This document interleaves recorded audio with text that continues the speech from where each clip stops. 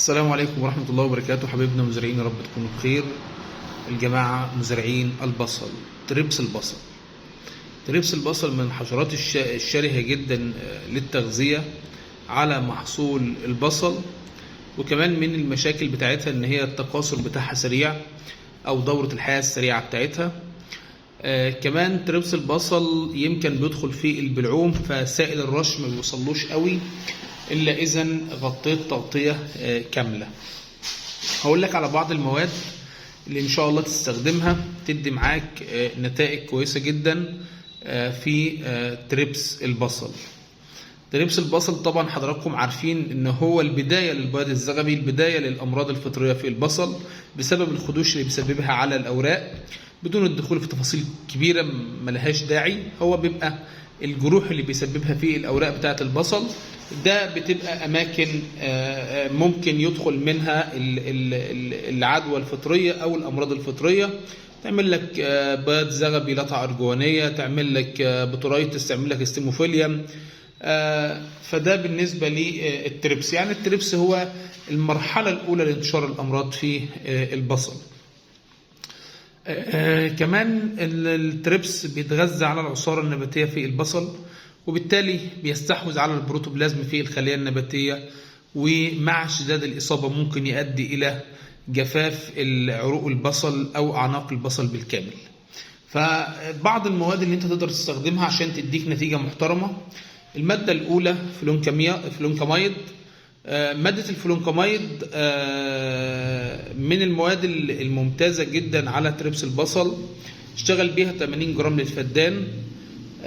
يتم خلطها مع أحد المواد البيروسرويد، بيتا سيفلوسرين أو لمبادة سيهالوسرين، مع التغطية الكاملة. إنك تعمل سائل رش مش أقل في التربس من 400 لتر مية للفدان، لأن التربس يلزم فيه التغطية.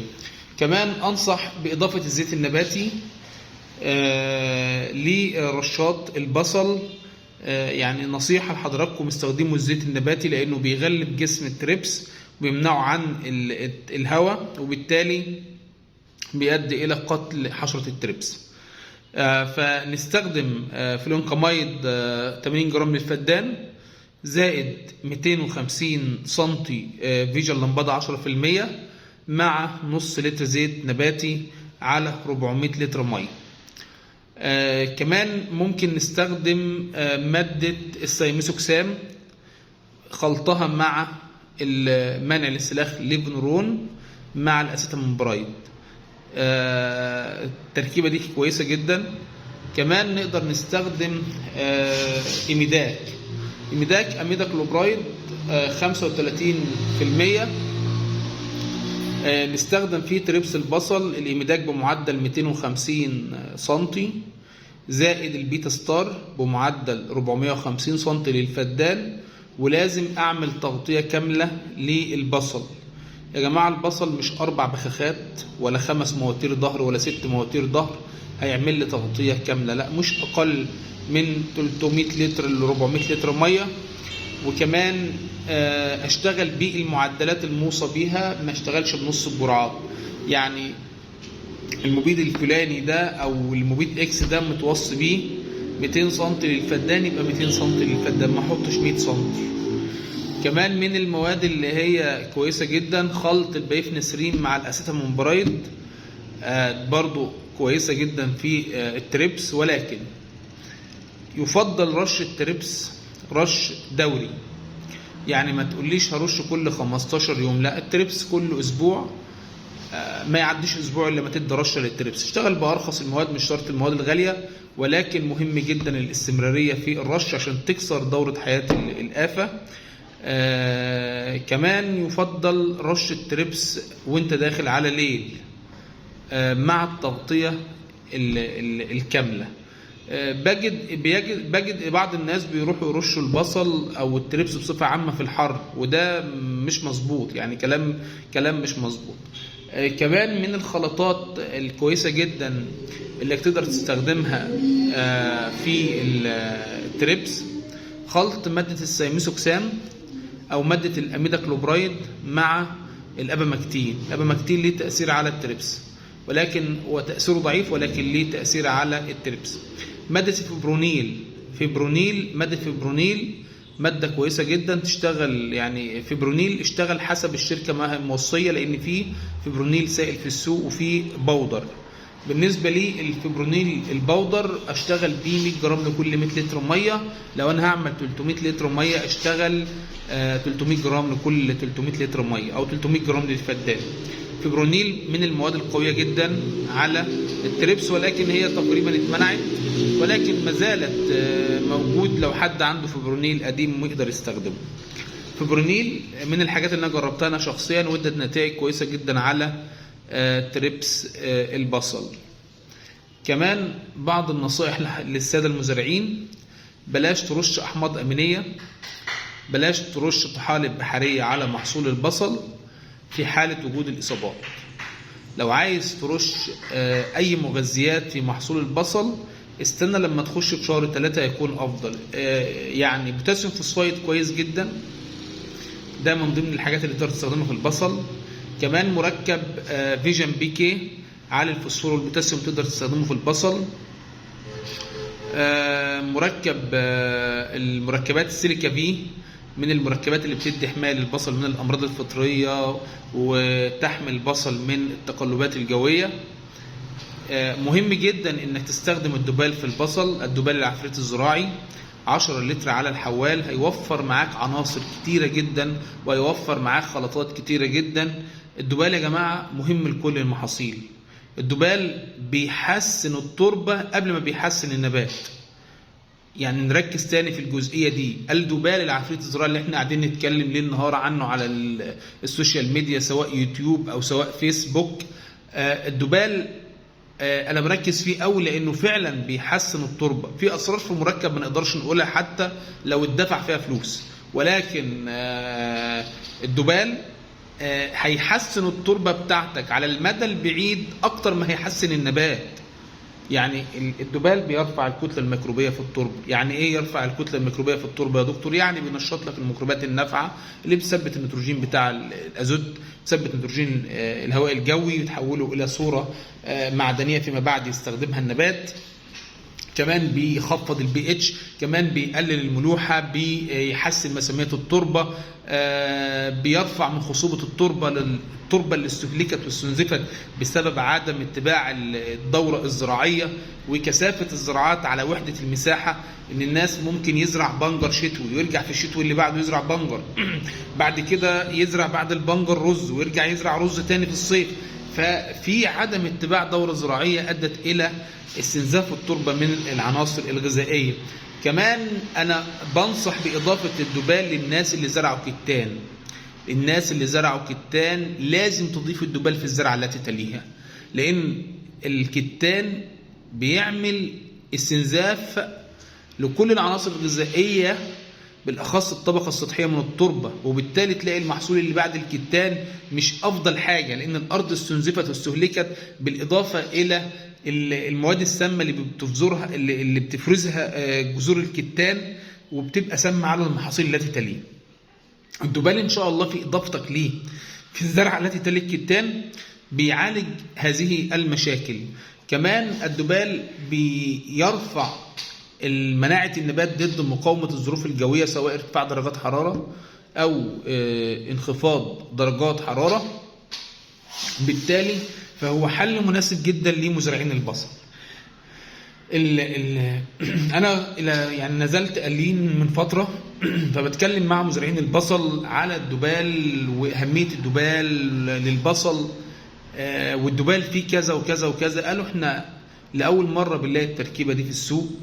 كمان كنت قاعد مع تجار برضو لما اتكلمت معهم علميا في الدبال، قال لك يعني لا، الجيركن ده فعلا بيختلف عن اي مركب في صورة جيركن في السوق المصري. فيعني ده بعض النصائح اللي حبينا يعني نوضحها للسادة المزارعين، عشان النهاردة الخبرة مش ببلاش. الخبرة مش ببلاش. انت النهاردة عشان تاخد خبرة قدامك كذا طريق، يا اما تتعلم بفلوسك وتخسر من مالك الحر، وده طريق برضه هيودي في النهاية إلى أنك تاخد خبرة، يا إما تروح تتعلم في مكان ما وتزرع في مكان ما عند مزرعة كبيرة، أو مزرعة كبيرة تروح تشتغل فيها في المحصول اللي أنت عايز تزرعه. وبالتالي أنت النهاردة بتدفع الخبرة دي جزء من وقتك الكبير وجزء من عمرك. يعني او اما انك بتخش مع شريك، مع حد فاهم في المجال، وبالتالي فانت بتاخد الخبره من خلال الشراكه. فقدامك طرق كتيره جدا عشان تاخد الخبره. احنا النهارده السوشيال ميديا بدات بعض المهندسين الزراعيين وبعض الدكاتره اللي في المجال يقدموا نصائح بتبقى جايه من خبرات شخصيه ليهم، من تجارب مزارع كبيرة وفشلت أو نجحت، فبيبدأ بنقل لك التجربة دي. فالنهاردة العلم بدأ يبقى وسيلة الحصول عليه بدأت تبقى يعني إيه أسرع ما يمكن، أسهل ما يمكن، بسبب انتشاره على السوشيال ميديا. فالنهاردة مع التكلفة العالية ومع كل مستلزمات الإنتاج النهاردة من مبيدات وأسمدة، تكاليف مرتفعة مقارنة بالمبيعات. يعني أنت عندك المعادلة، مدخلات الإنتاج لا تساوي، قد تقل عن مخرجات الإنتاج. يعني أنت النهاردة صارف كتير ولكن بتطلع محصولك وتبيعه، ممكن يغطي تكاليفه، ممكن تبيعه بسعر أقل من اللي حضرتك صرفته عليه. يعني ممكن حضرتك تبقى صارف 50,000 وتبيع محصولك ب40,000، وممكن تبقى صارف 100,000 وتبيع محصولك ب80,000. فالنهاردة بقت تكاليف الإنتاج عالية، فلازم لما أجي أشتغل بفكر، أشتغل بتخطيط، أشوف أخطاء الغير وأتعلم وأبدأ أعدلها عشان ما أحش فيها. بلاش انساق ورا المحاصيل اللي هي عملت بروباجندا أو محاصيل غلت في موسم ما، بلاش انساق وراها واجري وراها. يعني عندنا مزارع الطماطم بيستهلك عناصر كتيرة جدا، أسمدة كتيرة جدا، بسبب ان محصول الطماطم بيقعد في الارض برضو فترة كبيرة. فانا النهاردة طول ما المحصول في الارض فانا بدي التسميد باستمرار. ما فيش حاجة اسمها منع التسميد، بالاخص للنباتات المزهرة، للنباتات اللي بتجمع يوميا زي الخيار، الطماطم، الفلفل، الكوسة، الكلام ده كله. ما دام المحصول بينتج باستمرار، ده مش محصول حقل له جرعات محددة، لا بالعكس، انت النهارده بتضيف باستمرار ما دام انت بتستنزف النبات والنبات بيجمع معاك وبتطلع منه انتاج. فالدبال هيوفر كميه اسمده كبيره جدا معاك. كمان يعني هيرفع كفاءه التربه، خصوبه التربه نفسها، هيساعدك في التجذير، هيساعدك في النمو الخضري، هيساعدك في التزهير. الدبال لما بيحسن لك التجذير والمجموع الخضري، فاضمن ان الدبال حقق لك 65 ل 70% من مرحله التزهير هتتم على اكمل وجه. كمان الدبال بيرفع المناعه الجهازيه لدى النبات، لدى النبات عشان يقاوم الامراض الفطريه. تخيل يعني النبات المسمد بالدبال، وده تجربه مثبته في البنجر، احنا ثبتناها في البنجر. البنجر اللي اتسمت بالدبال ما جالوش ندوات، ما جالوش تبقع سيركوسبوري، ما جالوش اصداء، ما جالوش بياض دقيق. النبات نفسه مقاوم، يعني قلل من نسبه الاصابه، ودي التغذيه العلاجيه اللي احنا بنتكلم فيها. الدبال بيقلل الاصابه بالامراض الفطريه، ولكن تستخدمه طبعا قبل نزول الاصابه. ده بعض المعلومات اللي احنا حبينا نقدمها لحضراتكم. الموضوع بدأ بتربس البصل وتفرع، خدنا كم معلومة كده في الوسط. في نهاية الحلقة بشكر حضراتكم على حسن الاستماع، وإن عجبكم المحتوى اللي احنا بنقدمه في قناة يوتيوب كيان الزراعة دكتور علام أحمد، يا ريت تعملوا لنا اشتراك في القناة وتفعيل زر الجرس حتى يصلكم كل ما هو جديد. والقناة مرتبطة بصفحة الفيس دكتور علام أحمد، بحيث انك لو ما سمحتش الحلقة على اليوتيوب تقدر تسمعها على الفيسبوك. دمتم بخير جميعا، والسلام عليكم ورحمة الله وبركاته.